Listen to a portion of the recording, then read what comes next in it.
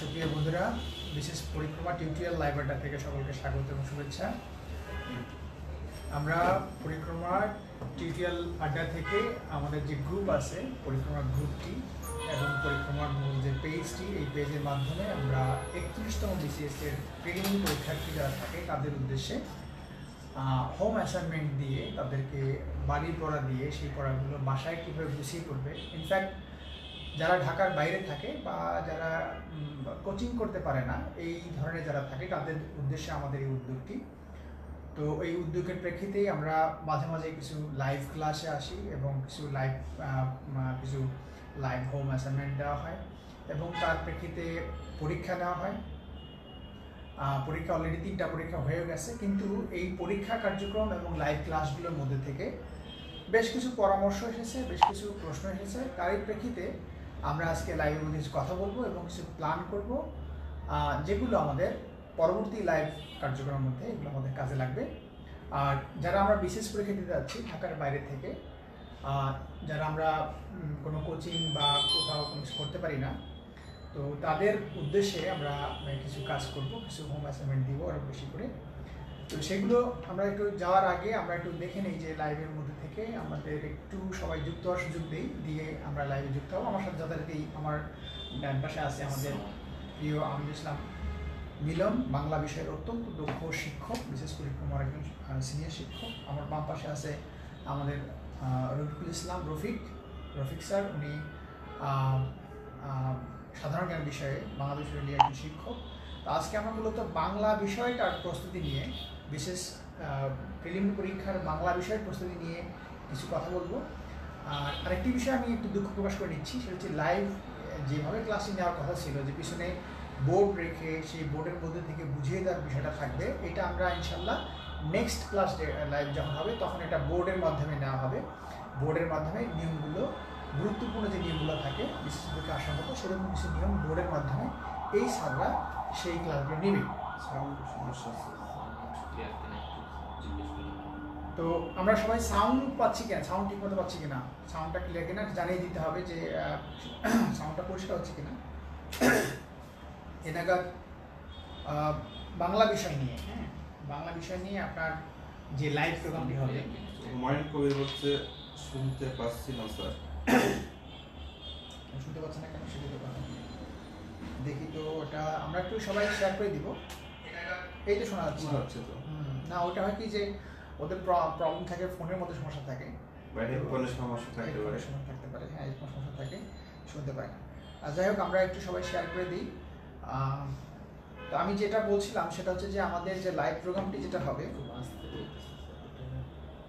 আচ্ছা না শোনা যাচ্ছে তা না, আমরা যে লাইভ প্রোগ্রামটি করতে এটা ছিল যে যেভাবে আমরা নিতে যাচ্ছিলাম যে প্রতি সপ্তাহে একটা করে বোর্ড বই পড়া দিয়ে সেই বইটার উপর পরীক্ষা নেওয়ার যে কার্যক্রমটা আমাদের ছিল, এইখানে আমার মেসেঞ্জারে বেশ কিছু রিকোয়েস্ট এসেছে, অনুরোধ এসেছে যে এই পদ্ধতি পরীক্ষা নিলে অনেকের জন্য অনেক প্রেশার হয়ে যায়, অনেক চাপ হয়ে যায়, যেটা তারা কাভার করতে পারে না। প্রতি সপ্তাহে একটা বই পড়ে সেই বইটার উপর পরীক্ষা নিলে এটা কাভার করতে পারে না। এ কারণে আমরা যেটা করবো সেটা হচ্ছে প্রতি সপ্তাহে একটা করে বই এটা পড়া না দিয়ে, প্রতি সপ্তাহের বইটা পড়া দিয়ে প্রতি সপ্তাহে পরীক্ষা না নিয়ে একটু চেঞ্জ নিয়ে আসছি, যে কারণে গত পরীক্ষাটা ওইভাবে নেওয়া হয়নি। তো যেটা করা হবে সেটা হচ্ছে যে এখন থেকে একটা সিদ্ধান্ত নেওয়া হচ্ছে যে আমরা প্রতি মাসে একটা 200 নম্বরের পরীক্ষা নিব, মাসিক 200 নম্বর পরীক্ষাটা কিসের উপর নিব সেটা আমি পরে বলছি। 200 নম্বরের পরীক্ষা নিব। এই 200 নম্বরের পরীক্ষা নেওয়ার জন্য একটা হোম অ্যাসাইনমেন্ট থাকবে প্রতি মাসের জন্য। 1 মাস এই পড়াগুলো বাড়িতে যারা পড়বে তারা ভালো করবে, যারা পড়বে তারা বিসিএসও ভালো করবে। আর এর মধ্যে কিছু থাকে যারা কখনোই পড়ে না, এরা সবসময় খালি পড়া একটা ভাব নিয়ে থাকে কিন্তু পড়ে না, তাদের উদ্দেশ্যে আমাদের লাইভটাই না, আমরা তাদের উদ্দেশ্যে লাইভ নিচ্ছি না, লাইভটা নিচ্ছি তাদের উদ্দেশ্যেই যারা আসলেই পড়বে, যারা আসলেই কোথাও কোনো কোর্স করতে পারে না, কোচিং করতে পারে না, বা কারো কোনো বড় ভাইয়ের কোনো হেল্প নিতে পারে না, তাদের জন্য করা। তো আমরা 1 মাসে একটা পরীক্ষা নিব, ওই 1 মাসে একটা বড়সড় হোম অ্যাসাইনমেন্ট থাকবে, সেইটার উপরে একটা পরীক্ষা নিব মাসে একটা করে। আর প্রতি সপ্তাহে একটা করে লাইভ ক্লাস হবে। লাইভ ক্লাসের মধ্যে আমাদের মিলন স্যার আছে ডান পাশে, উনি এই লাইভ ক্লাসগুলো কোঅর্ডিনেশন করবে। ওনার তারপর আমাদের রবিকুল আছে বাম পাশে, সেও এই কোঅর্ডিনেশনের মধ্যে একজন অন্যতম গুরুত্বপূর্ণ সদস্য। তো ওনাদের দুজনের একটা যৌথ উদ্যোগে এবং তাদের স্যাক্রিফাইসের কারণে আমরা প্রতি সপ্তাহে একটা করে লাইভ ক্লাস বোর্ডের মধ্যে, হোয়াইট বোর্ডে আমরা লাইভ ক্লাস কীভাবে নিতে পারি, এভাবে লাইভ ক্লাস, খুব ছোট ছোট ক্লাস, এগুলো 2 ঘন্টার ক্লাসে, যেমন আমাদের পরীক্ষার মাঝে ক্লাসরুমে যে 2 ঘন্টা ক্লাস হয়, এই ক্লাসগুলো 2 ঘন্টা ক্লাস হবে না, এগুলো হবে 20 থেকে 30 মিনিট একটা ক্লাস, 20 মিনিট থেকে 30 মিনিট একটা ছোটো ছোটো ক্লাস হবে লাইভে প্রতি সপ্তাহে একদিন করে। ওই ক্লাসের মধ্যে আমরা ওই বিষয়টির উপরে ইচ্ছে মতো প্রশ্ন করতে পারবো, যার যে কোনো সমস্যা থাকলে সেই সমস্যা নিয়ে প্রশ্ন করতে পারবো ক্লাসের মধ্যে, সেগুলো উত্তর ওই স্যাররা দিবে। আর পাশাপাশি যেটা হয়েছে, প্রতি মাসে একটা হোম অ্যাসাইনমেন্ট থাকবে 1 মাসের জন্য। 1 মাসে আমরা ওই হোম অ্যাসাইনমেন্ট অনুযায়ী এটা পড়বো, পড়ে 1 মাস পরে এটার উপর একটা পরীক্ষা অ্যাটেন্ড করবো, 200 নম্বরে অ্যাটেন্ড করবো। আমার মনে হয় যে এইভাবে আমরা যদি এটা কন্টিনিউশন করতে পারি তাহলে একটা পর্যায়ে আমাদের ভালো হবে। আমি একটু সবার একটা মেসেজটা দেখতে পাচ্ছি, তারপরে আমরা আমাদের যে আজকের মূল আলোচক, বাংলা বিষয়ের মূল আলোচক আমাদের আমির শাহ মিলন, ওনার কাছে আমরা চলে যাবো একটু পরেই। আমি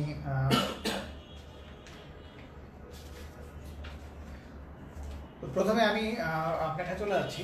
হ্যাঁ, সেটা হচ্ছে যে একেবারে প্রথম যে বিষয়টা থাকবে, আমরা মনে করব যে বিষয়ভিত্তিক লাইভ প্রোগ্রামটি আমাদের আজকে থেকে শুরু হচ্ছে। তো সেটির প্রেক্ষিতে আমরা আজকে বাংলা বিষয়ের যে মানে আমাদের সবচেয়ে জনপ্রিয় শিক্ষক আমাদের স্যার মিলন যে স্যার, তার কাছে আমি চলে যাব। উনি বলবেন যে যারা একেবারে নতুন স্টুডেন্ট, যারা একেবারে প্রথম বিসিএস পরীক্ষা শুরু করছে এবং যারা বিসিএস ক্যাডার হতে চায়, প্রথমবার বিসিএস দিয়ে প্রিলিমিনারি পাস করতে চায়, তারা বিসিএস এর প্রিলিমিনারি পরীক্ষার যে 10টা পরীক্ষা থাকবে, সেই 10টা পরীক্ষার অন্যতম একটা গুরুত্বপূর্ণ বিষয় হচ্ছে বাংলা, যেখান থেকে নাম্বার হচ্ছে 35, বাংলার মধ্যে 35 মার্কস।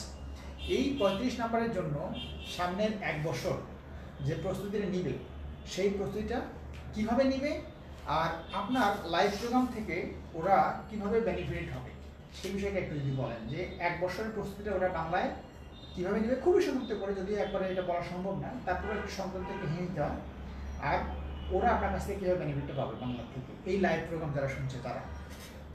ধন্যবাদ স্যারকে সুযোগ দেওয়ার জন্য, আর আজকের লাইভে যারা যুক্ত আছেন সবাইকে আন্তরিক ধন্যবাদ জানাচ্ছি।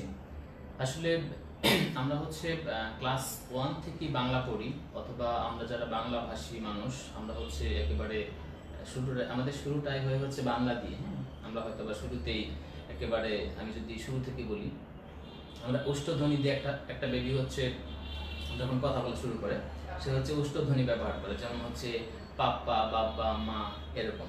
এবং আমরা ক্লাস 1 থেকে একটা বই পড়ে আসছি, স্যার হয়তো আপনিও যখন ছিলেন হয়তো আমার বাংলা বই, তা সবাই এই বইটা দিয়ে শুরু করছি। কিন্তু দুঃখজনক হলে সত্য, সেটা হচ্ছে যে আমরা একেবারে ক্লাস 1 থেকে যদি বাংলা পড়ি, অনেকে বলতেছে সাউন্ড কম কেন স্যার। আচ্ছা, যাই হোক, আমরা আজকে একটু সাউন্ড সমস্যা হচ্ছে না, সাউন্ড থেকে না আসতেছে, না না সাউন্ড। আচ্ছা, তো যাই হোক, হয়তোবা অনেকে সাউন্ড ক্লিয়ার হচ্ছে না। হ্যাঁ, তো এখানে যেটা হচ্ছে যে, আচ্ছা যাই হোক, যেটা বলছিলাম যে কিন্তু তারপরেও আমাদের বাংলায় হচ্ছে যেটা সমস্যা, সেটা হচ্ছে আমাদের বেসিকটা ক্লিয়ার না, তো যার কারণে আমাদের স্টুডেন্টরা হচ্ছে ভালো করতে পারে না। তো যেটা বেসিকটা থেকে শুরু করে আমরা আলোচনা করব, সেটা হচ্ছে যে এরকম যে ওরা একেবারে ধরেন শুরু করবে আমাদের লাইভ প্রোগ্রামের আন্ডারেই ধরেন আছে, হ্যাঁ, এই লাইভ প্রোগ্রাম আমাদের শুরু করবে, তো এখান থেকে কিভাবে শুরু করবে? আচ্ছা, আমি যেটা বলবো সেটা হচ্ছে আপনার বাংলার জন্য যেটা জানা দরকার, সেটা হচ্ছে একেবারেই আমাদের বাংলা ব্যাকরণে আমরা 4টা পার্ট নিয়ে আলোচনা হয়। একটা হচ্ছে ধ্বনি তত্ত্ব, শব্দ তত্ত্ব, বাক্য তত্ত্ব, অর্থ তত্ত্ব, একেবারে প্রধান যেটি 4টি আলোচ্য বিষয়। তো আমরা লাইভ প্রোগ্রামে যেটি করব, আমরা হচ্ছে বিসিএস এর যে 10টা সাবজেক্ট, সবগুলো নিয়ে আমরা কথা বলবো। আজকে বাংলা নিয়ে কথা বলছি, পরবর্তীতে হচ্ছে ইংলিশ নিয়ে, ধাপে ধাপে সবগুলোই হবে। তো আমি স্টুডেন্টদেরকে যেটা বলবো যে আমাদের একেবারে সবাই যেটা করে সেটা হচ্ছে যে নবম দশম শ্রেণী বোর্ড ব্যাকরণটা ফলো করে, কিন্তু সবচেয়ে বড় সমস্যা যেটা, যে এখানে ম্যাক্সিমাম স্টুডেন্ট হচ্ছে এটা না বুঝে মুখস্থ করে। যেমন আজকে আমি হচ্ছে একটু পরে একেবারে টপিক নিয়ে কথা বলবো, যে একেবারে ধ্বনিতত্ত্বের যে 2টা গুরুত্বপূর্ণ বিষয় আমাদের, একটা হচ্ছে সরাসরি ধ্বনি প্রকরণ, আর একটা হচ্ছে সন্ধি। কারণ সন্ধি মানে হচ্ছে ধ্বনির মিলন বা বর্ণের মিলন, এই 2টা নিয়ে আজকে কথা বলবো।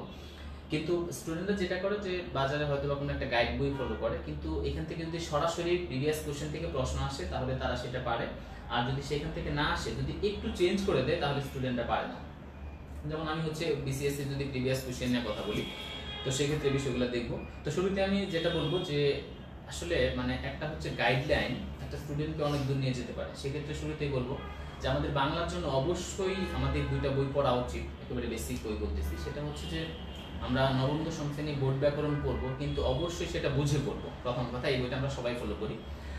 আর যারা হচ্ছে বাংলায় একেবারে আরো বেশি ডিপ নলেজ রাখতে চায় অথবা একেবারে খুব বেশি ক্লিয়ার করতে চায়, 35-এ যাদের একেবারে এরকম টার্গেট আমি 33 বা 34 পেতে চাই, সেক্ষেত্রে তারা যদি হায়াত মোহাম্মদ স্যারের বই আছে সেটা হচ্ছে ভাষা শিক্ষা, এটা খুবই ভালো মানের একটা বই।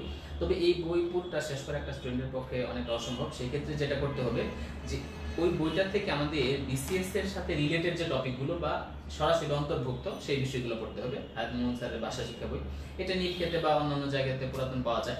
এবং মজার বিষয় হচ্ছে বইটা কিভাবে পড়বে? এই বইটা থেকে যেটা করতে হবে যে শুধু বিসিএস এর যে টপিকগুলো এগুলো পড়তে হবে। যেমন আমি যদি স্যারকে একটু বলি, স্টুডেন্টরা সেটা জানে যে পিএসসি যেটা সিলেবাস, এটা বলে হচ্ছে আমি সময় নষ্ট করতে চাই না। যেমন হচ্ছে ধ্বনি, বর্ণ, শব্দ, তারপরে হচ্ছে সন্ধি, প্রত্যয়, পদ, বাক্য, বানানো বাক্য শুদ্ধি, প্রয়োগ অপপ্রয়োগ, পরিভাষা, সমার্থক শব্দ, বিপরীত শব্দ, পারিভাষিক শব্দ, এটা হচ্ছে পিএসসি সিলেবাস। তো স্টুডেন্টদেরকে যেটা বলবো সেটা হচ্ছে যে এর বাইরেও আমাদেরকে আরো 3 থেকে 4টা টপিক বাড়তি করতে হবে। যেমন 39 বিসিএস প্রশ্ন ছিল কারক থেকে, 36 বিসিএস প্রশ্ন ছিল ছন্দ অলংকার থেকে, এবং পরবর্তীতে যেটা থেকে প্রশ্ন থাকতে পারে সেটা হচ্ছে যে যেমন এবার প্রশ্ন ছিল এক কথায় প্রকাশ থেকে, এটা যদিও সিলেবাসে নাই, তারপরে ছিল বাগধারা থেকে, আর বাগধারা থেকে প্রশ্ন ছিল, প্রবাদ থেকে প্রশ্ন ছিল। তো পরবর্তীতে যেটা করতে পারে, হ্যাঁ কারক থেকে প্রশ্ন ছিল। তো আমি যেটা বলবো যে পরবর্তী বিসিএস গুলোতে এই রিলেটেড টপিকগুলো থেকে প্রশ্ন আসতে পারে, যেমন কারক, এক কথায় প্রকাশ, বাগধারা, এবং হচ্ছে আমি যদি বলি যে যেমন কারকটা যদি বলি, হ্যাঁ ওরাতে ধরি আমি যে একেবারে নতুন, তারা কিছু জানে না বিষয়টা, হ্যাঁ ধরেন কারক থেকে ও যদি বাসায় পড়ে, তাহলে কারক থেকে কি পড়বে, কিভাবে প্রশ্ন আসে? আচ্ছা হ্যাঁ, এটা যদি পড়ে স্টুডেন্টরা যেটা ভুল করে যে শুধু বই থেকে পড়ে, কিন্তু আরেকটা ব্যাপার হচ্ছে যে প্রচুর মানে প্রশ্ন বা কোশ্চেন প্র্যাকটিস করতে হবে বা অনুশীলন করতে হবে। প্রশ্ন প্র্যাকটিস করতে হবে। কিন্তু প্রথমে হচ্ছে বেসিকটা পড়তে হবে, তারপর হচ্ছে প্রশ্ন অ্যানালাইসিস করে ওইটা পড়তে হবে। তো যাই হোক, তো এখন আমাদের যেটা করতে হবে, এটা একটা বই বললাম। আর সাহিত্যের জন্য যেটা করা উচিত যে আমাদের সাহিত্য মোটামুটি 4টা ক্যাটাগরি করে পড়তে হবে। আচ্ছা, মানে কিছু স্টুডেন্ট আছে শুধু হচ্ছে যে অনেকের কাছ থেকে শুনে হোক বা নিজের ধ্যান ধারণ থেকে হোক, শুধু হচ্ছে পিএসসি যে 11 জন বলা হয় যে 11 জন রাইটার, আলটিমেটলি এটা স্যার 28তম বিসিএস পর্যন্ত ছিল যে 11 জন রাইটার যে পিএসসি, কিন্তু এখন আসলে এটা সরাসরি নির্ধারিত কোনো রাইটার নাই পিএসসি হচ্ছে প্রাচীন যুগ, মধ্যযুগ, আধুনিক যুগ। তো সেই ক্ষেত্রে আপনার এই 11 জন তো পড়বে, পাশাপাশি আরেকটা বিষয় প্রাচীন যুগ মধ্যযুগ তো পড়তেই হবে, এটা থেকে 5 নাম্বার থাকে। আর ওই 11 জন রাইটার যেটা সেটা করতে হবে। পাশাপাশি আমি আরো 2টা বিষয় বলবো যে এই 2টাকে একটু মানে টার্নিং পয়েন্ট ধরে পড়তে হবে। একটা হচ্ছে আমাদের বাংলা সাহিত্যে নারী কবি সাহিত্যিকদের অবদান অনেকটাই। যেমন আমরা যদি বলি নারী কবি সাহিত্যিকদের মধ্যে বেগম রোকেয়া, সফিয়া কামাল, কামিনী রায়, জীবনানন্দ দাশের মা ছিল কুসুম কুমারী দাস, রবীন্দ্রনাথ ঠাকুরের বোন ছিল স্বর্ণ কুমারী দেবী, এই কয়েকজন কিন্তু গুরুত্বপূর্ণ তারা বাংলা সাহিত্যে। পাশাপাশি একটা হচ্ছে যে সদ্য প্রয়াত কবি সাহিত্যিক, সদ্য প্রয়াত বলতে আমি একেবারে যে 2-3 মাস এরকম না, যদি হচ্ছে যে এটা যারা হচ্ছে মোটামুটি আমি বলবো যে গত 2 থেকে 3 বছর বা 5 বছরের মধ্যে আমরা যাদেরকে হারিয়েছি এদের সম্পর্কে পড়তে হবে, তাহলে মানে এর বাইরে থেকে প্রশ্ন খুবই কম থাকে। আর এমনিতে বাংলা সাহিত্যে আরো কয়েকজন প্রধান কবি সাহিত্যিক, আমরা যদি শামসুর রহমানের কথা বলি, যে উনি যদিও পিএসসির 11 জনের মধ্যে অন্তর্ভুক্ত না, কিন্তু বাংলা সাহিত্যে সবচেয়ে বেশি কাব্যগ্রন্থ লিখেছেন শামসুর রহমান।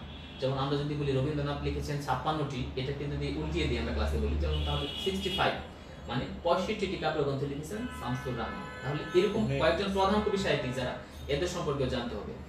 তো হ্যাঁ ওইটার ক্ষেত্রে সাউন্ড প্রবলেম। আচ্ছা যাই হোক, আমি যেটা বলতে চাই যে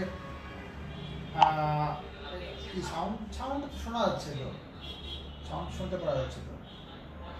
আচ্ছা আমাদের কে কে আছে দেখি একটু। এসকে রায় আছে, হাসনা হেনা, সুমি, তারপরে আমাদের শোভাপুরি আছে, সাউন্ড প্রবলেম বলছে অনেকেই, হেডফোন লাগিয়ে শুনতেছি সমস্যা করছে। তার মানে কি সাউন্ডে আমরা পাচ্ছি কেন সাউন্ডটা, তো সাউন্ডটা কেন সমস্যা হচ্ছে বুঝতেছি না। হ্যাঁ সাউন্ডটা আছে আমাদের এখানে তো এটা একটু দাও তো। হ্যাঁ থাক। আচ্ছা সাউন্ড সমস্যা হওয়ার কথা না, আমরা সবাই শেয়ার করে দিই, হ্যাঁ এটা এটা সবাই শেয়ার করে দিই যাতে করে আমাদের অন্যান্য বন্ধুরা দেখতে পারে।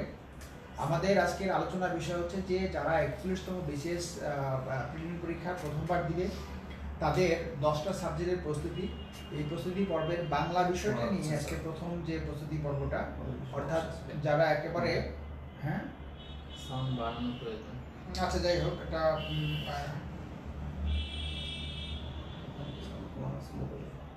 না সাউন্ড তো ফোনে সাউন্ড ফোনে একটু সাউন্ড বাড়া যাবে এক সাইডে উপরে, ওটা নিচে নিচেটা এই সাইডেটা, সবার এই সাইডেটা, হ্যাঁ এটা ঠিক আছে। আচ্ছা সাউন্ড আসলে সবই দেয়া আছে। আচ্ছা হেলাল ইসলাম বলছে সাউন্ড ঠিক আছে, হ্যাঁ এখন ওকে, মানে ফোনই কম যাচ্ছে। আচ্ছা এখন শোনা যাচ্ছে তার মানে ফোনে সাউন্ড ঠিক আছে। আচ্ছা আমরা এটা সবাই শেয়ার করে দিই, শেয়ার করে দিলে এটা ভালো হবে। আমি যেটা বলতেছিলাম যে আমাদের সাবজেক্ট ম্যাটার হচ্ছে আজকে বাংলা বিষয়ে যারা একেবারে প্রথম, একটু এই টার্মটা অল্প,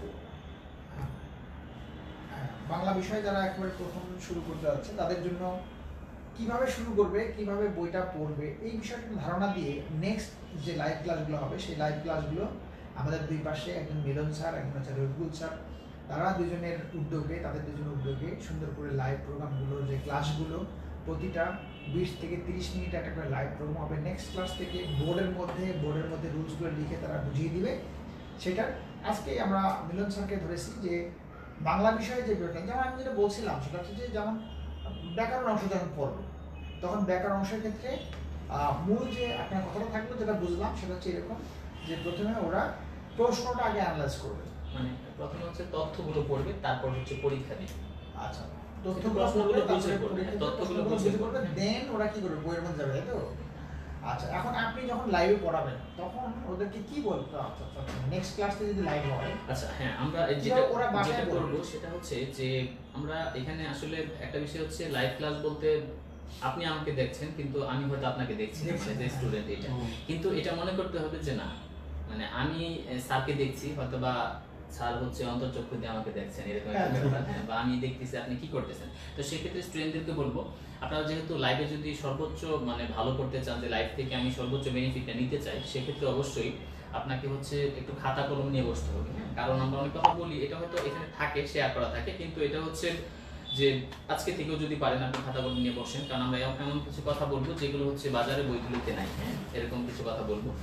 তো এটা একটা ব্যাপার। আরেকটা ব্যাপার হচ্ছে যে আপনি যখন বসবেন অবশ্যই আপনার কাছে হচ্ছে একটা বই থাকবে, আমরা রেফারেন্স বুকগুলো বলবো, যাতে করে ওই বই থেকে আমরা ধরিয়ে দিতে পারি যে আসলে বইগুলোতে কোথায় প্রবলেম বা আমাদের তথ্যের কোথায় ঘাটতি আছে। সো সেই তথ্যগুলো আমরা বলবো, আপনারা ওটার সাথে মিলিয়ে নেবেন। যেমন হচ্ছে আজকে যারা লাইভে, তো আমরা যদি আজকে সবার কাছে হচ্ছে 9-10 বোর্ড ব্যাকরণগুলো থাকে, আমার ধারণা ম্যাক্সিমাম স্টুডেন্টদের বাসায় এই বইটা আছে, হ্যাঁ, তো তারা যদি এই বইটা বের করে তাহলে এখান থেকে আমি কিছু কথা বলে দিতে পারবো। এই জন্য স্টুডেন্টদেরকে বলবো যে ম্যাক্সিমাম স্টুডেন্টদের কাছে হচ্ছে যে এটা নবম দশম শ্রেণী বোর্ড ব্যাকরণ, যেটা আমরা এটাকে বলি বাংলা ভাষা ব্যাকরণ, বা এটা হচ্ছে নবম দশম শ্রেণী বোর্ড ব্যাকরণ। এই বইটা যদি স্টুডেন্টের হাতে থাকে, তো আমি যেটা বলতে চাচ্ছি যে এই বইয়ে আলোচনাগুলো হচ্ছে নরমালি করা আছে, নরমালি স্টুডেন্ট এটা বোঝে না, কিন্তু আমরা ক্লাসে যেটা বলবো বা লাইভ ক্লাসে এখান থেকে আসলে কিভাবে করতে হবে সেটা বলবো।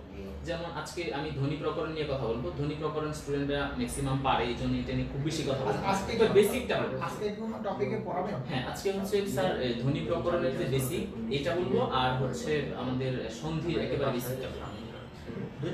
এই দুটো নিয়ে সংক্ষেপে বোর্ডের মধ্যে বুঝিয়ে দিলে ভালো হতো। এটা বোর্ডে ভালো হতো, কিন্তু যে বোর্ড নাই, হ্যাঁ, তো আমরা এটা বোর্ডের মধ্যে আগে করতেছি, আরেকদিন বোর্ডে বলবো। আজকে একটু তাহলে বলেন যে তো আচ্ছা, তো আমি এখন ধ্বনি নিয়ে যেটা বলবো যে আসলে ধ্বনি মানে হচ্ছে সাউন্ড, ধ্বনি মানে হচ্ছে সাউন্ড, তো বা আওয়াজ যেটা বলি আমরা, তো আমাদের বাংলা ভাষায় হচ্ছে। আমার প্রথমে একটা প্রশ্ন আছে এখানে, প্রশ্ন হচ্ছে যে যেটা টপিক আপনি পড়াবেন বা বলবেন ওই টপিকটা থেকে ওদের তো ধারণা নাই যে এই টপিক থেকে প্রশ্ন কিভাবে আসে।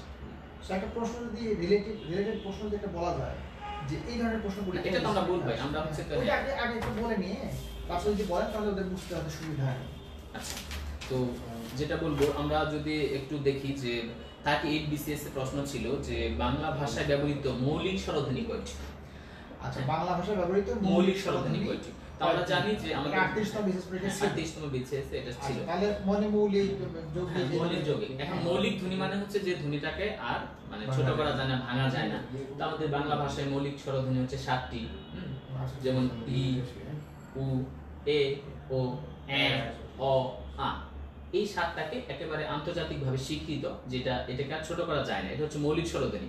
আবার ঠিক 37 BCS এর প্রশ্ন ছিল বর্গের কোন বর্ণসমূহের ধ্বনি হচ্ছে মহাপ্রাণ ধ্বনি। আমরা জানি যে যেগুলো উচ্চারণের সময় আমাদের হচ্ছে বাতাস কম প্রবাহিত হয় সেটা হচ্ছে মৌলিক, মানে অল্প প্রাণ, আর যদি বাতাস বেশি প্রবাহিত হয় সেটা হচ্ছে মহাপ্রাণ। আমরা যদি বলি যেমন ক বাতাস কম প্রবাহিত হচ্ছে, যদি বলি খ বাতাসটা বেশি প্রবাহিত হচ্ছে, এটা হচ্ছে মহাপ্রাণ ধ্বনি। অর্থাৎ প্রতি বর্গের দ্বিতীয় এবং চতুর্থ যেটা সেটা হচ্ছে মহাপ্রাণ ধ্বনি। এই ব্যাপারগুলো স্টুডেন্টরা ম্যাক্সিমাম জানে। এখন পরবর্তীতে যে ধরনের প্রশ্ন হতে পারে সেটা হচ্ছে যে যদি প্রশ্ন করে যে বাংলা ভাষায় যৌগিক স্বরধ্বনি কয়টি, তো এটা আমরা জানি যে 25টি। তো কিন্তু প্রশ্ন যদি একটু ঘুরিয়ে করে, যেমন প্রশ্ন বললো যে বাংলা ভাষায় যৌগিক স্বরধ্বনি ও মৌলিক স্বরধ্বনির অনুপাত কত। এখন ম্যাক্সিমাম স্টুডেন্ট এটা কনফিউজড হয়ে যাবে যে এরকম প্রশ্ন তো আমরা কখনো পাইনি। কিন্তু একটা ব্যাপার মাথায় রাখতে হবে যে এই টাইপের প্রশ্ন কিন্তু বিসিএস এ না হলেও অন্য পরীক্ষাগুলোতে হচ্ছে। সেক্ষেত্রে আমরা যদি ধরি যে বাংলা ভাষায় যৌগিক স্বরধ্বনি হচ্ছে 25টি আর মৌলিক স্বরধ্বনি হচ্ছে 7টি, সেক্ষেত্রে আমাদের 25:7 অথবা 25:7, তার মানে এই ধরনের প্রশ্ন পরবর্তীতে আসতে পারে। আর আমরা যে দুইটা বেসিক বইয়ের কথা বললাম, একটা হচ্ছে নবম দশম শ্রেণী বোর্ড ব্যাকরণ এবং একটা হচ্ছে হায়াত মোহাম্মদ স্যারের হচ্ছে ভাষা শিক্ষা।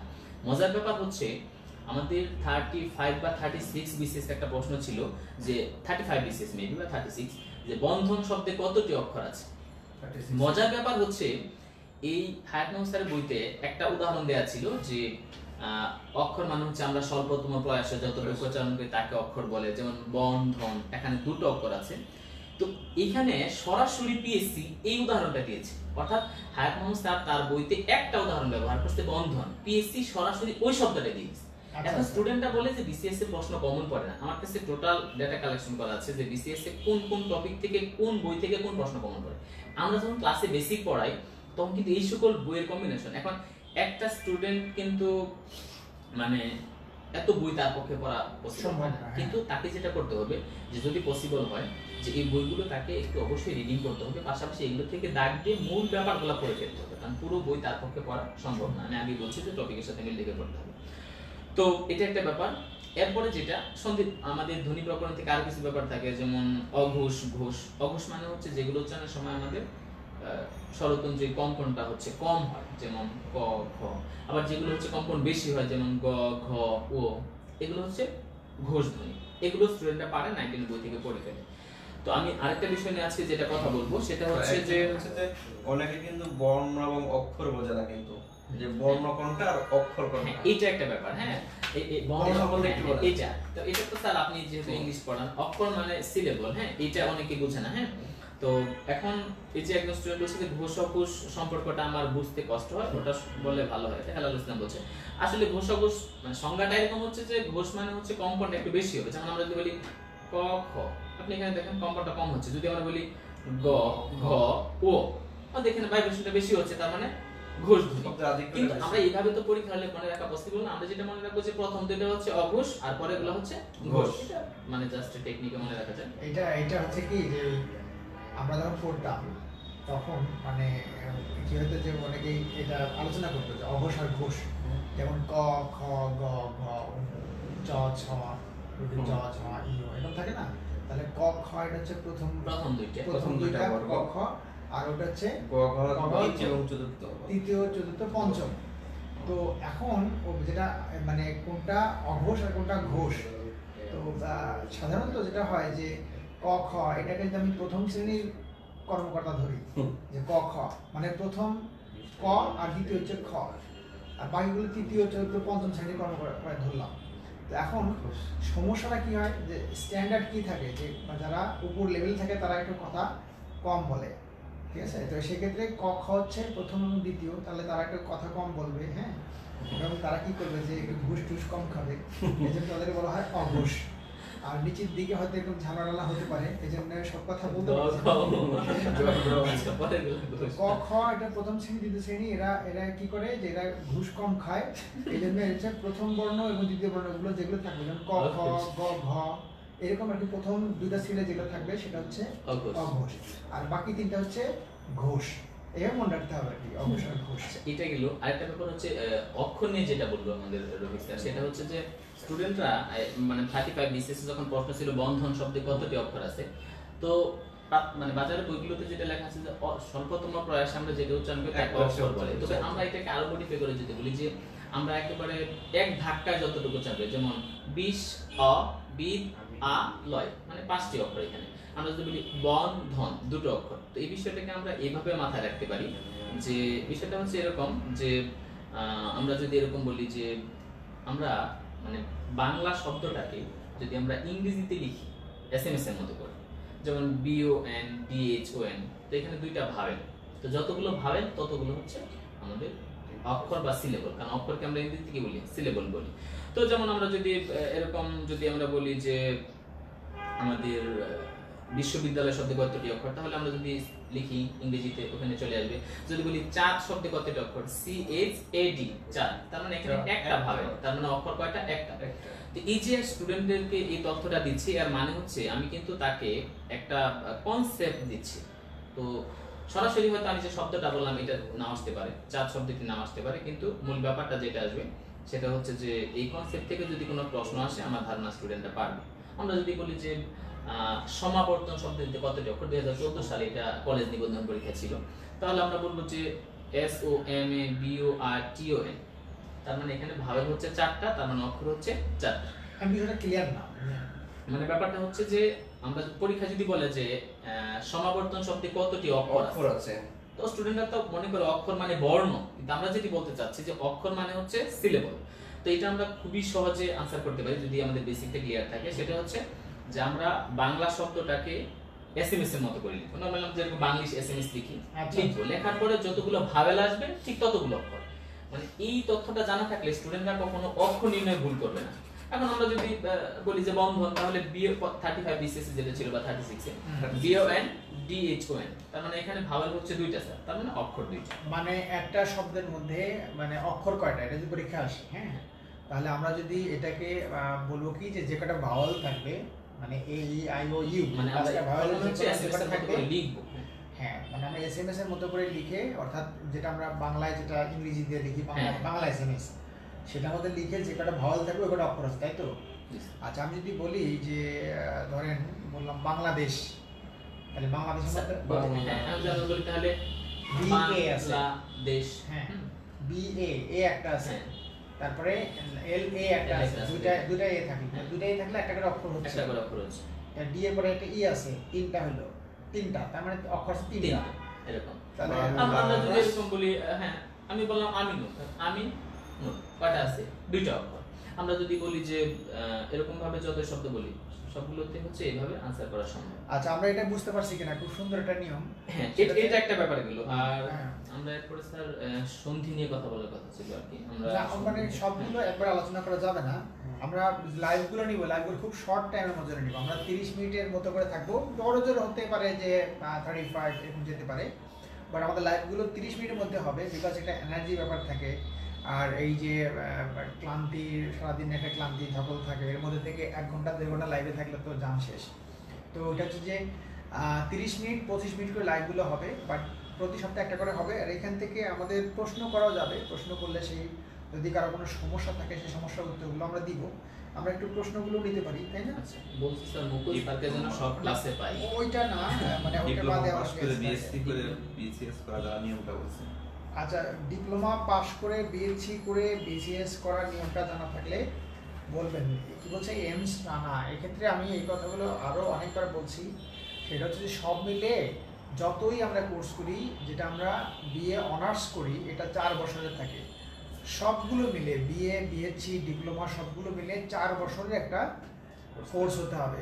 এই 4 বছরের কোর্স যখনই হবে তখনই সে বিশেষ পরীক্ষায় অ্যাটেন্ড করতে পারবে, এইটা হচ্ছে ঘটনা। আর বাকি ক্ষেত্রে আমরা আরো দু একটা প্রশ্ন যদি নেই, কাকা কি প্রশ্ন নেওয়া যেতে পারে? স্যার নেক্সট অ্যাসাইনমেন্ট কবে? মামুন কি বলছে যে নন ক্যাডার প্রিলিম সম্পর্কে সংক্ষিপ্ত একটু বলবেন প্লিজ, অতি সংক্ষেপে হলেও একটু বলেন। কি বলছে নন ক্যাডার বলতে উনি হয়তো যেটা গভর্নমেন্ট হাই স্কুলে পরীক্ষা, না, নন ক্যাডার পরীক্ষা বলতে ক্যাডার এবং নন ক্যাডার সার্কুলার হয়, যেটা প্রথম শ্রেণীর কর্মকর্তাই কিন্তু ক্যাডার সার্ভিস অন্তর্ভুক্ত না, সেটা হচ্ছে নন ক্যাডার। তো নন ক্যাডার সার্কুলার যেটা হয়, যেমন টিও পরীক্ষা হয়, এটিও হয়, তারপরে হাই স্কুলের পরীক্ষা নিয়োগ পরীক্ষা হয়, এগুলো হচ্ছে নন ক্যাডার পরীক্ষা হয়। সমাজসেবা অফিসার নিয়োগ পরীক্ষা হয়, এগুলো নন ক্যাডার পরীক্ষা। তো ওগুলো প্রিলিমিনারি যে পরীক্ষা কোশ্চেনটা হয় এরকম কোশ্চেনই হয়, সেখানে 100 নম্বর পরীক্ষা থাকে। বাট পার্থক্যটা হচ্ছে যে বিসিএস পরীক্ষায় যেমন 200 নম্বরের মধ্যে থেকে 105 পেলে বা 100 পেলে পাস করা সম্ভব হয়, কিন্তু নন ক্যাডার পরীক্ষায় 100 মধ্যে থেকে যদি কারো 85-এর নিচে চলে আসে তাহলে সে ধরে নেওয়া হয় যে তার চাকরিটা হচ্ছে না। এটা হচ্ছে মূল কথা। সো নন ক্যাডার পরীক্ষা দিলে মাথায় এটা নিয়ে যেতে হবে, যদি 100 নম্বর পরীক্ষা হয় যেন এটা 90+ হয় বা অ্যারাউন্ড 90 মার্কস হয়। এটা আমার অভিজ্ঞতা থেকে আমি জানি, যেটা সেটা বললাম যে এটা কোশ্চেনটা খুব সহজ হয়, সবাই পারে, যে কারণে কি কম্পিটিশনটা খুব টপ লেভেলে কম্পিটিশন হয়। হ্যাঁ, তো আচ্ছা সেক্ষেত্রে আমরা এখন তাহলে মূল এটা চলে আসি।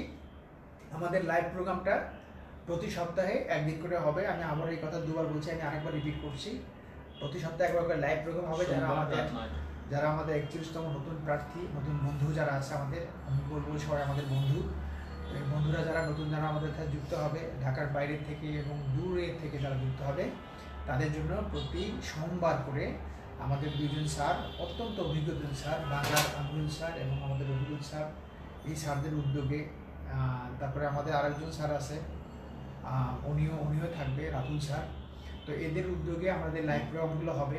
লাইভ প্রোগ্রামগুলোতে বোর্ডের মধ্যে নিয়ে যে 25 থেকে 30 মিনিট একটা করে টপিক, যেদিন যে টপিকটা হবে সেদিন সেই টপিক নিয়েই কথা হবে। 30 মিনিট বা 25 মিনিট একটা টপিক নিয়ে আলোচনা হবে এবং বোর্ডের মধ্যে নিয়ম, যেমন আজকে যে এই কথাগুলো বলছে উনি, এই কথাগুলো না লেখার কারণে কিন্তু ভালোভাবে বোঝানো যাচ্ছে না। ক্লাসরুমে যেটা বোঝানো হয়, যে ক্লাসরুমে পরিক্রমা ক্লাসরুমে যখন ক্লাস নেন উনি, তখন কিন্তু স্টুডেন্টরা অনেক মজা পায়, বিকজ ওই ক্লাসরুমের মধ্যে তাদেরকে উনি একদম ধরে ধরে আলোচনা করে, জিজ্ঞেস করে যে এটা কী হলো, বুঝলো কি না, সে বুঝতে পারে। কিন্তু এইখানে লাইভ যখন প্রোগ্রামটা হয় তখন এটা সম্ভব হয় না, বিকজ এটা একদিক থেকে ডেলিভারি দেওয়া হয়, আরেকদিন দেওয়া হয় না। তো ওই জন্য নেক্সট ইয়ার থেকে ছোট একটা বোর্ডের মাধ্যমে এইগুলো বোঝানোর চেষ্টা করা হবে এটা। আর আরেকটা বিষয় যেটা থাকে সেটা হচ্ছে লাইভ প্রোগ্রামটায় আমরা যে হোম অ্যাসাইনমেন্ট দিতাম ওইটা একটু চেঞ্জ নিয়ে আসতে হচ্ছে, বিকজ প্রতি সপ্তাহে যে বইটা আমরা পড়া দিতাম, এটা আমাকে অনেকেই বলছে তাদের জন্য এটা অনেক বার্ডেন হয়ে যাচ্ছে, এটা অনেক কষ্টকর এবং তারা এটা পারছে না, যে কারণে এটার একটু ডিসিশন চেঞ্জ হয়ে যাচ্ছে। তো এটা আমরা মাসে একটা করে 200 নম্বর পরীক্ষা নেওয়ার চেষ্টা করব, 200 মার্কসের পরীক্ষা। এই পরীক্ষার বিষয়বস্তু, তারপরে লাইভ প্রোগ্রামে কীভাবে আমরা এই 200 নম্বর পরীক্ষা দিব, এটা নিয়ে খুব দ্রুতই আমি জানিয়ে দিব, পরবর্তী লাইভটাতে জানিয়ে দিব। আর আরেকটা বিষয় হচ্ছে যে আগামী শনিবার, এই শনিবারের দিন সন্ধ্যা 7টায় অর্থাৎ নামাজের পরে, মাগরিব নামাজের পরপরই আমাদের আর্জিনা যে ছিল, আমাদের কাস্টমস ক্যাডারের আর্জিনা আপু, সে আমাদের লাইভে আবার আসবে। আমাদের লাইভে আমাদের সাথে আর্জিনা একটা লেখা প্রকাশ হয়েছে একটা পত্রিকায়, খুবই একটা পপুলার একটা লেখা প্রকাশিত হয়েছে। তো সে আমাদের সাথে লাইভে যুক্ত হবে, কাস্টমস ক্যাডারের একজন কর্মকর্তা। সে যুক্ত হবে আগামী শনিবারের দিন, এই শনিবার হচ্ছে 22 তারিখ সন্ধ্যা 7টায়, বা এখন জানিয়ে দিব টাইমটা। তো আজকে লাইভ থেকে আমরা যদি ওদেরকে শেষ একটা কথা বলতে চাই, যে আমরা কী বলে ওদেরকে বলতে পারি যে নেক্সট থেকে এটা হচ্ছে, এটা আপনার বাংলা তরফ থেকে বা আপনার লাইভ প্রোগ্রামে অ্যাজ এ কোঅর্ডিনেটর, সেই হিসাবে আপনি কী বলতে পারেন? আচ্ছা, তো যেটা বলবো স্টুডেন্টদেরকে যে আপনারা যদি লাইভ থেকে সত্যিকার অর্থেই বেনিফিটেড হতে চান, যেমন হেলাল উদ্দিন বলছে যে, হেলাল ইসলাম বলছে যে লাইভটা কখন হবে, আমরা একটু বলে দিচ্ছি যে এখন থেকে আমাদের লাইভটা একটা শিডিউল অনুযায়ী হবে। আমরা লাইভটা গতকালকে নেওয়ার কথা ছিল, যে আমাদের যেটা নিয়মিত লাইভ হবে প্রতি সোমবার রাত 9টায়। আমি আবারও বলছি, আমাদের নিয়মিত লাইভ প্রোগ্রাম যেটা, সেটা হবে প্রতি সোমবার রাত 9টায়। কখনো কখনো যদি 8টায় হয় সেটা আমরা জানিয়ে দিব এটা। তো সেক্ষেত্রে স্টুডেন্টদেরকে বলবো যে আপনারা খাতা কলম নিয়ে এবং যে বিষয়ের ক্লাস হবে ওই বিষয়ের উপরে যদি আপনার কাছে বাজারের প্রচলিত কোনো গাইড থাকে, যে কোনো একটা রাখতে পারেন, যে প্রশ্ন দেখার জন্য বিগত সালে। পাশাপাশি ওই সাবজেক্টের উপরে বেসিক বুক যেগুলো, যেমন আমরা যদি বলি বাংলা, সেক্ষেত্রে আপনি নবম দশম শ্রেণী বোর্ড ব্যাকরণ, লাল নীল দীপাবলি, অথবা পাশাপাশি যে ভাষা শিক্ষা স্যার, এই বইগুলো রাখতে পারেন। যদি আমরা বলি আজকে ম্যাথ ক্লাস হবে, সেই দিন আপনি 8-9 এর ম্যাথ, তারপরে বাজারে কোনো একটা ম্যাথের বই, যেগুলো টাইপের বা যে কোনো একটা বই তারা, বা যে কোনো পাবলিকেশন হতে পারে, প্রিভিয়াস কোশ্চেন দেখার জন্য এগুলো থাকে। ওরা যেটা বলতে হচ্ছে নেক্সট লাইভটা কিসের উপর নেওয়া হবে। তো সেক্ষেত্রে সোমবারের দিন আমরা এটা আগের দিন জানিয়ে দিব যে কোনটা লাইভ হবে, তবে চেষ্টা করব যে নেক্সট লাইভটা আমি যদি ফ্রি থাকি আমি নিব, আর যদি আমি যদি ফ্রি না থাকি এটা গণিতের উপরে লাইভ হবে, গণিত ম্যাথ। নেক্সট লাইভটা হয় ইংলিশ নইলে গণিত হবে, গণিতের উপরে। তো আমরা সেটা জানিয়ে, আর আমাদের যেটা হচ্ছে যে বাংলা বিষয়ের আজকে একটু জাস্ট হিন্টস দেওয়া হলো, এরপরে বাংলা বিষয় যখন লাইভ ক্লাস নিয়ে প্রতি সপ্তাহে একটা করে লাইভ ক্লাস থাকবে, তার মধ্যে বাংলাও থাকবে, আমাদের মিলন স্যারই এই বাংলা ক্লাসের লাইভগুলো নিবে। আর আমাদের বাংলাদেশ বিষয়গুলির মাঝে মাঝে আমাদের রবিকুল স্যার ক্লাসে আসবে, সে অনেক জানে, তো তার কাছ থেকে এই জিনিসটা অনেকের টিপস নেওয়া দরকার আছে, যে সে কীভাবে পড়ালেখা করতো, কীভাবে পড়ে, সে জানার দরকার আছে, নতুন জানার দরকার আছে। তো আমরা এগুলো ইয়ে করে আজকের লাইভটা আমরা বন্ধ করে দিতে যাচ্ছি।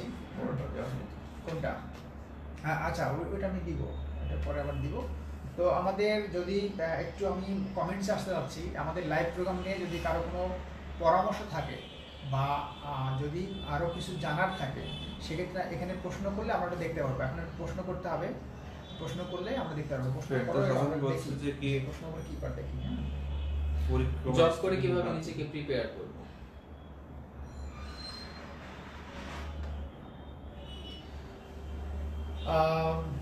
কি কোনটা?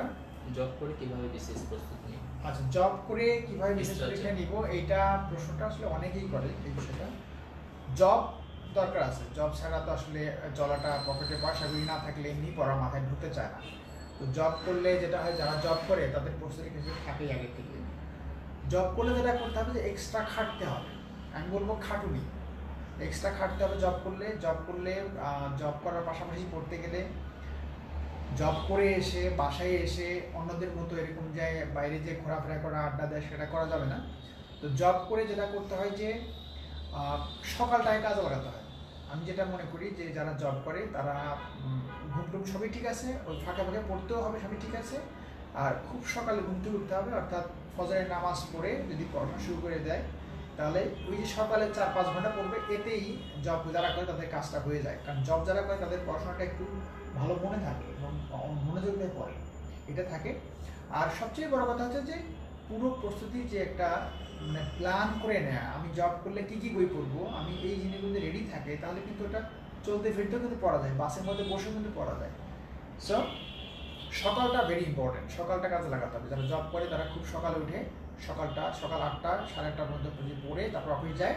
আমার মনে হয় সকাল যে পড়াটা এটা খুবই কাজে লাগবে জব হোল্ডারদের জন্য। আর এর বাইরে বিকেলবেলা বা সন্ধ্যা যদি সে ফ্রি থাকে তাহলে কিছু কিছু পড়বে, এটাই। আচ্ছা, আর যদি প্রশ্ন থাকে? আর এখানে তেমন প্রশ্ন নেই। আচ্ছা, বলছেন যে is there any option to take model test student not? আচ্ছা, মডেল টেস্টের বিষয়টা, সেটা মডেল টেস্ট আমার তো নেই।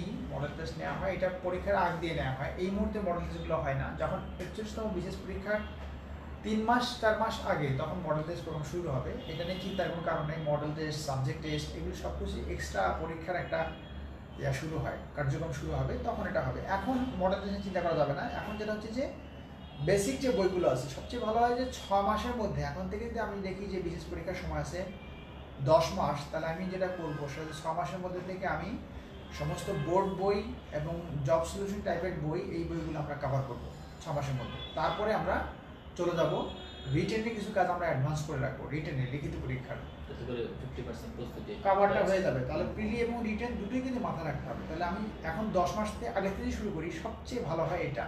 এখন থেকে প্রস্তুতি নিতে হবে, তাহলে এক্সিকিউশন ভালো করা যাবে।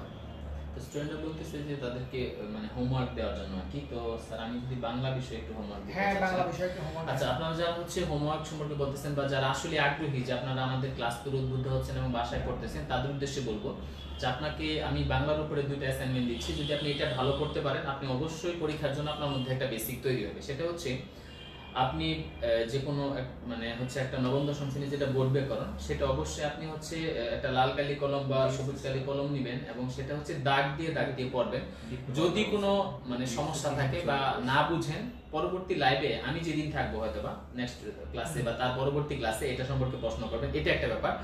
কিন্তু আরেকটা ব্যাপার হচ্ছে যে যাদের কাছে হচ্ছে লাল নীল দীপাবলি বইটা আছে হুমায়ুন আজাদ স্যারের, এই বইটা আপনি দাগ দিয়ে পড়বেন। এখানে যদি কোনো ইনফরমেশন গ্যাপ বা ইনফরমেশন জানার থাকে বা কোনো কনফিউশন থাকে, এটা নিয়ে পরবর্তী ক্লাসে প্রশ্ন করবেন, এটা নিয়ে কথা বলবো।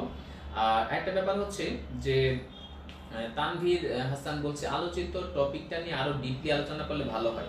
আসলে ডিপলি বলতে আমরা তো এখানে বেসিকটা বলি, যেমন আমি স্যার পরবর্তীতে যখন লাইভ নিব এটা হচ্ছে সন্ধি নিয়ে নিব, এবং স্টুডেন্টদেরকে একটা বিষয় আশ্বস্ত করতে চাই, একটা সন্ধি যদি নিপাতনে সিদ্ধ না হয়, আমি চ্যালেঞ্জ না, আমি খুব আত্মবিশ্বাসের সাথে বলতেছি যে বাংলা ভাষায় যে হাজার হাজার শব্দ আছে সন্ধি সাধিত শব্দ, যে কোনো শব্দ 1 থেকে 3 সেকেন্ডে শতভাগ নির্ভুল আনসার করা সম্ভব।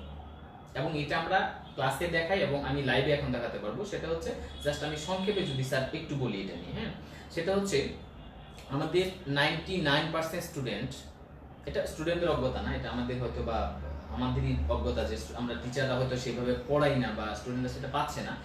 তো 99% স্টুডেন্টরা এটা জানে না যে সন্ধি কোথায় হয়। এটা হচ্ছে একটা সমস্যা। আমি যখন এখন লাইভে কথা বলছি, আমার সাথে অনেকে লাইভে, যদি আমি প্রশ্ন করি যে আসলে মানে কোথায় হয়, মানে সন্ধিটা কোন জায়গাতে হয়, এটা হয়তো অনেক স্টুডেন্ট পারবে না। কিন্তু কিছু স্টুডেন্ট এটা বলবে যে স্যার সন্ধিটা মাঝখানে হয়, কারণ অনেকে জানে যে প্রত্যয়টা হচ্ছে শেষে হয়, ঢাকা জোকায় ঢাকায়, উপসর্গটা শুরুতে হয়, যেমন অনাবৃষ্টি, অনাটা হচ্ছে উপসর্গ।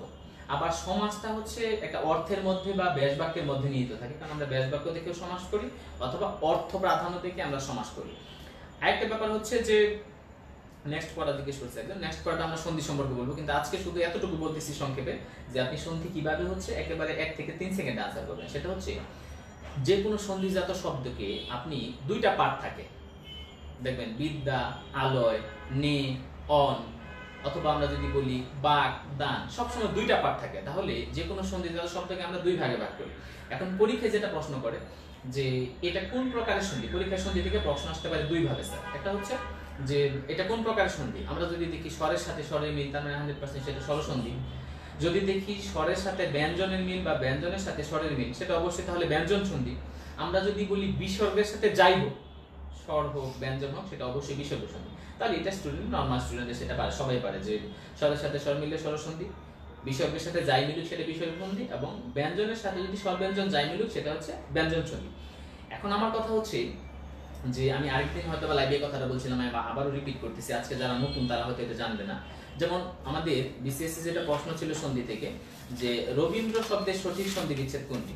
এখন স্টুডেন্টরা যেটা বলে রবি যোগ ইন্দ্র, সেখানে যেটা বলে যে আমরা যদি এরকম বলি যে রবি যোগ ইন্দ্র রবীন্দ্র, এখানে এটা বিসিএসসি ছিল হচ্ছে 36 বিসিএস। এখন স্টুডেন্টরা যেটা কনফিউশনে পড়ে যে রবি বানানটা রস্বইকার হবে, কিন্তু ইন্দ্র বানান সেই রস্বইকার দিবে নাকি দীর্ঘইকার দিবে। আবার আমরা যদি এটা বলি তাকে যে আপনি হচ্ছে সতীশ বলেন, তাহলে সতী যোগ ইস, এখানে সতী বানান দীর্ঘইকার হচ্ছে, আবার ইস বানান দীর্ঘইকার হচ্ছে।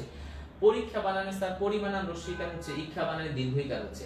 এখন যদি আমি বলি স্টুডেন্টকে যে আপনি বাংলাদেশের যত বই আছে সকল পাবলিকেশন, কোন বইয়ে এই কথাটা লেখা নাই যে কোথায় দীর্ঘইকার হবে আর কোথায় রস্বইকার হবে, না ওটা তো থাকবে না। এখন বেসিক যেটা, এটা স্টুডেন্টরা কিন্তু এটা জানে না।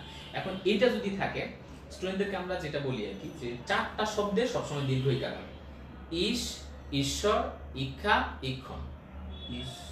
আমি আবারও বলছি, ইস, ঈশ্বর, ইক্ষা, ইক্ষণ, এই শব্দগুলোতে আমরা দীর্ঘইকার দিব, বাকি শব্দগুলোতে রস্বইকার হবে। তাহলে আমাদের রবীন্দ্র বানানে অবশ্যই এই 4টার মধ্যে নাই, তার মানে আমরা রবি বানানে রস্বইকার দিব, ইন্দ্র বানানে রস্বইকার দিব। আবার আমরা রবি যোগ ইন্দ্র রস্বইকার দিব। তো আবার যদি আমরা বলি পরীক্ষা, তো পরিবানানে আমরা রস্বইকার দিব, কিন্তু ইক্ষা অবশ্যই দীর্ঘইকার দিতে হবে, কেন আমরা বলছি ইস, ঈশ্বর, ইক্ষা, ইক্ষণ। আবার যদি বলি পরীক্ষণ, তো পরি রস্বইকার, কিন্তু ইক্ষণ আমরা কি দিব, দীর্ঘইকার দিব। এখন কথা হচ্ছে স্টুডেন্টরা যদি এতটুকু জানে যে ইস, ঈশ্বর, ইক্ষা, ইক্ষণ এই 4টাতে দীর্ঘইকার হবে, বাকিগুলোতে ওভারঅল রস্বইকার হবে। আমি এর ব্যতিক্রম এখনো পাইনি কখনো। এটা কিন্তু মানে কোনো বইয়ের রুলস না, এটা জাস্ট হচ্ছে যে আমাদের একটা থিংকিং বা আমাদের হচ্ছে একটা ইনভেনশন। তাহলে স্টুডেন্টরা যখন পরীক্ষা আনসার করবে, সে কিন্তু অত্যন্ত আত্মবিশ্বাসের সাথে আনসার করবে যে বানানগুলো এরকম হবে। আর সন্ধিটা হয় কোথায়, আমি আবারও বলতেছি, যে কোনো শব্দকে যদি আমরা একটা ধাক্কা দিই, যেমন রবি, ধাক্কাটা যেখানে লাগে ওইটাই সন্ধি হয়। কিন্তু আমার ধারণা, আমি সব স্যারদের প্রতি সম্মান রেখে বলছি বা স্টুডেন্টদেরকে, যে আমাদের 99% স্টুডেন্ট এটা জানি না সন্ধি কোথায়। সন্ধিটা হচ্ছে ধাক্কাটা যেখানে লাগে সেখানে সন্ধি। যেমন রবীন্দ্র, রবি, ধাক্কাটা দীর্ঘইকারে লাগছে, তার মানে দীর্ঘইকারে সন্ধি। আমরা যদি বলি বিদ্যালয়, বিদ্যা, লাস্ট আমাদের যেটা উচ্চারিত হয়েছে আ, তার মানে এটা আকারের সন্ধি। আমরা যদি বলি শুভেচ্ছা, তাহলে শুভে, শুভে, তার মানে একারের মধ্যে ধাক্কা লাগছে, তার মানে একারের সন্ধি। এই কথাটা কোথাও লেখা নাই, কিন্তু এটা আমরা ক্লাসে বা আমরা যখন পড়াই একেবারে বেসিক কথা, অনেক চিন্তা করতে হবে। হ্যাঁ এইটা হচ্ছে অ্যানালাইসিস। এটা আপনি বোর্ডে বুঝিয়ে হ্যাঁ দিলে, এইটা বোর্ডে যখন আমরা বলবো স্টুডেন্টরা, বোর্ডে যখন ক্লাস আমরা পরবর্তী ক্লাসে এটা কথা বলবো। হ্যাঁ বুঝিয়ে দেওয়া যাবে। হ্যাঁ এবং আমার ধারণা যেমন বিদ্যালয় স্টুডেন্ট বলছি, তো বিদ্যা ঢাকা আকারের মধ্যে লাগছে, তার মানে বুঝতে হবে এটা আকারের সন্ধি। আর আমরা আকারকে যখন ভাঙি, অ হতে পারে অথবা আ হতে পারে, আমরা কোথায় অ দিব কোথায় আ দিব, অবশ্যই আমরা সেক্ষেত্রে অর্থ চিন্তা করব। যেমন বিদ্যা আলয়, অর্থ আসতেছে, বিদ্যা অলয় হবে না। আবার আমরা যদি বলি যে নবান্ন, তখন নব অন্ন হবে, আন্ন হবে না। কেন? কারণ এটা হচ্ছে মিনিং, দুই পাশে একটা মিনিং থাকে।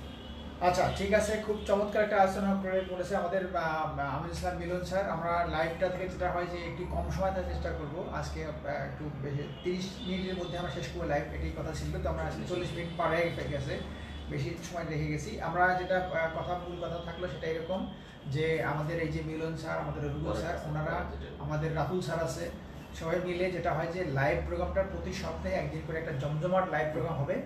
তো যেদিন লাইভ প্রোগ্রাম প্রতি সোমবার, তাই না, প্রতি সোমবারে লাইভ প্রোগ্রাম রাত 9টায় করে লাইভ প্রোগ্রাম হবে। আর প্রতি মাসের একটা করে অ্যাসাইনমেন্ট দেওয়া থাকবে। সেই অ্যাসাইনমেন্টটা হচ্ছে এক মাসের 200 নম্বরের পরীক্ষার অ্যাসাইনমেন্ট। সেই অ্যাসাইনমেন্টটা কী হবে এটা আমরা পরের লাইভে ইনশাল্লাহ জানিয়ে দিব যে অ্যাসাইনমেন্টটা কী হবে প্রতি মাসের। কারণ প্রতি সপ্তাহে আমরা যে পরীক্ষাটা নিচ্ছিলাম এটাতে অনেকের আপত্তি ছিল যে এইটা যে পড়াটা দেওয়া হয় এটা অনেক বেশি পড়া দেওয়া হয়, যে পড়াটা কভার করতে পারে না। সো আমরা এক মাসের একটা সুন্দর পড়া দিব যাতে করে এটা সবাই কভার করতে পারে। এইটা জানিয়ে আমাদের আজকে লাইভ শেষ করে ফেলবো। আমরা যারা এখানে যুক্ত থাকলাম, আর কিছু বলবেন না? আর যেটা আমাদের পরবর্তী ক্লাসের জন্য যেটা বিষয়, সেটা হচ্ছে যে আমরা পরবর্তীতে অনেকে ম্যাথ ক্লাস যাচ্ছে, আমরা হয়তোবা ম্যাথ ক্লাস তাদেরকে দেওয়া হ্যাঁ, ম্যাথ ক্লাস পড়ে দেওয়া যেতে পারে। আচ্ছা, একটা প্রশ্ন উত্তর দেওয়া দরকার, খুবই সহজ কোশ্চেন। বিশেষ পাশ করেও নন ক্যাডার নিয়োগ পায়, এই জিনিসটা বুঝি না, এটা মামুনুর রশিদ বলছে। এটা খুবই সহজ কথা। যারা বিশেষ পরীক্ষা দেয়, যারা বিশেষ পরীক্ষা উত্তীর্ণ হয়, এদের মধ্যে কেউ কেউ ক্যাডার হয়, আবার কেউ কেউ নন ক্যাডার হয়। তো মনে রাখতে হবে যে যেমন প্রতিটা বিশেষের ক্ষেত্রে 35-এর পর থেকে যেটা হচ্ছে যে নন ক্যাডারটা সমপর্যায়ে নন ক্যাডার থাকে, অর্থাৎ 2000 যদি ক্যাডার নেয় 2000 নন ক্যাডার নেয়। তো নন ক্যাডারের মধ্যে অনেক ভালো ভালো সাব রেজিস্ট্রার, তারপরে সমাজসেবা অফিসার, তারপরে অনেক আছে, তথ্য কর্মকর্তা অনেক আছে, কি তথ্য সহকারী আছে, এরকম অনেক আছে নন ক্যাডার আছে, এটিও আছে, টিও আছে নন ক্যাডার পরীক্ষায়। তো সেগুলো পরীক্ষার মধ্যে যেটা হয় যে ইভেন যে হাই স্কুলের শিক্ষক এবং প্রাইমারি প্রধান শিক্ষক এগুলো নন ক্যাডার থেকে নেওয়া হয়। তো বিশেষ পরীক্ষায় যারা একটা টপ লেভেলের মার্কস যারা থাকে তাদেরকে 2000 পোস্ট যদি খালি থাকে, 2000 পোস্টের জন্য যে মার্কসটা দরকার সেই মার্কসের জন্য তাদেরকে ওই পর্যায়ের ক্যাডারদের নেওয়া হয়। আর যারা পাশ করলো কিন্তু ক্যাডার যেগুলো নেওয়া দরকার ছিল সেগুলো নেওয়া শেষ, ওই বাকি যারা থাকে এদের মধ্যে থেকে যাদের নাম্বারটা উপর লেভেলে থাকে অথচ ক্যাডার হতে পারে নাই, এই ধরনেরদেরকে প্রায় 2000 প্রার্থীকে তারা নন ক্যাডার হিসেবে রিজার্ভে রাখে। এই রিজার্ভ যারা থাকে তারা নন ক্যাডার থেকে যখন কোনো মন্ত্রণালয় থেকে চাহিদা দেয় যে এই মন্ত্রণালয়ের মধ্যে এতজন অফিসার দরকার, 50 জন অফিসার যদি দরকার থাকে, তারা পিএইচসিকে চাহিদা দেয় যে আমাদের এখানে 50 জন কর্মকর্তা দরকার, তখন ওই নন ক্যাডার যে রিজার্ভ থাকে এখান থেকে 50 জনকে সেখানে রিক্রুট করা হয়, তাদেরকে দেওয়া হয়। এইভাবে নন ক্যাডার মানে বিশেষ পাশ করেও ক্যাডার না হয়ে নন ক্যাডার থেকে জয়েন করে। কে জানি প্রশ্নটা করছিল, ওর উত্তরটা দেওয়া হলো। তো আর যদি কোনো সিরিয়াস কোনো প্রশ্ন থাকে, আর যদি বলতে স্যার যে ডিপ্লোমা যেটা যে আমি বিএসসি 3 বছর, তাহলে আমি কি যদি কেউ বিএসসি 3 বছর থাকে তাহলে তাকে মনে রাখতে হবে, কে বলছে এটা, তো মনে রাখতে বিএসসি 3 বছর হয় বা ডিপ্লোমা যদি 3 বছর হয়, মনে রাখতে 3 বছর দিয়ে এটা বিশেষ পরীক্ষা দেওয়া যাবে না। সেক্ষেত্রে প্রিভিয়াস করে মাস্টার্স করতে হবে, মাস্টার্স করে তারপর বিশেষ পরীক্ষা দিতে হবে। মাস্টার্স আছে 1 বছরের, ওই মাস্টার্স কমপ্লিট করলে তখন সে বিশেষ পরীক্ষা অ্যাটেন্ড করতে পারবে।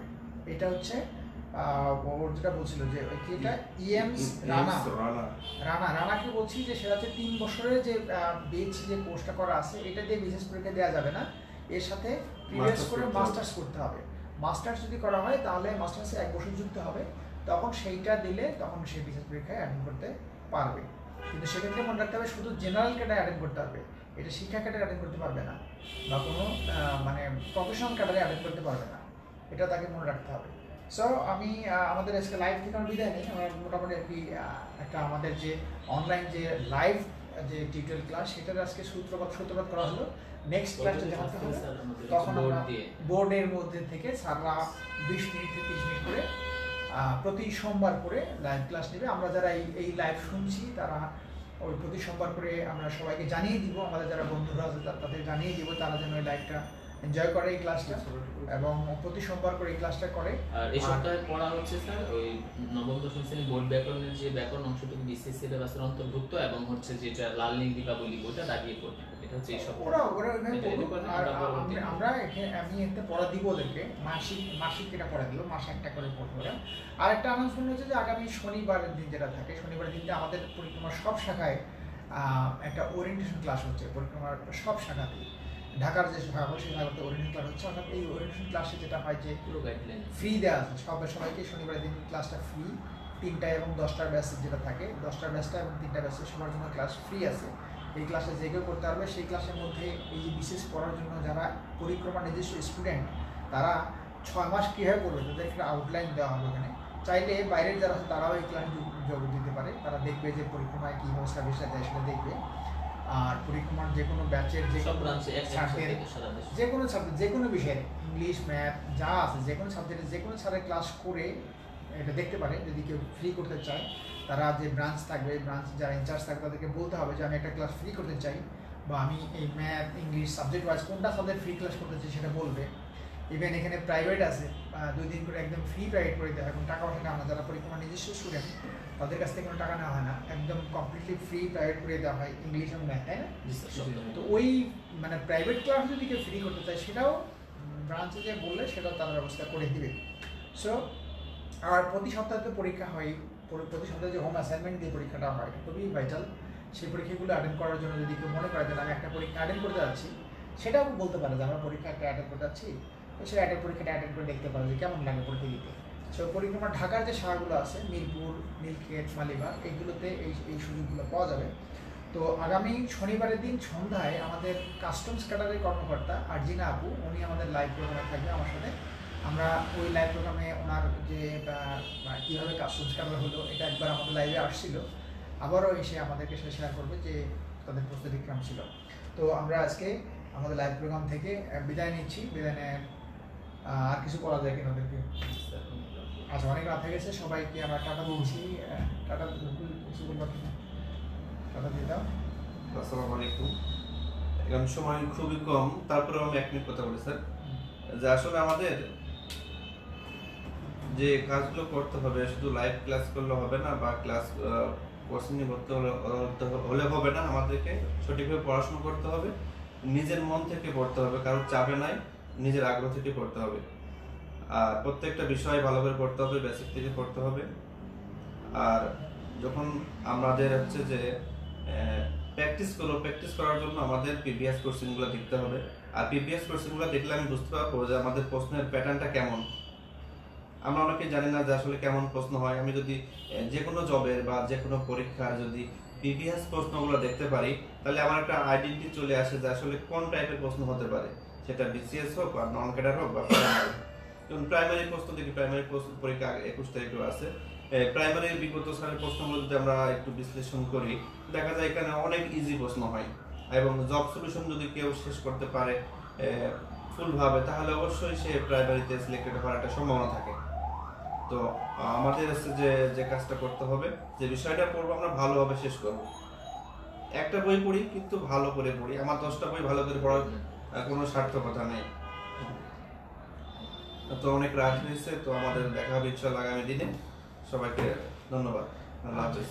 হ্যাঁ, সবাইকে ধন্যবাদ জানিয়ে আমাদের লাইভ প্রোগ্রাম শেষ করছি। হ্যাঁ, ওদের টাটা দিয়ে দিই, আমরা পরে ইনশাআল্লাহ আবার দেখা হবে। এটা একটু অফ করতে হবে।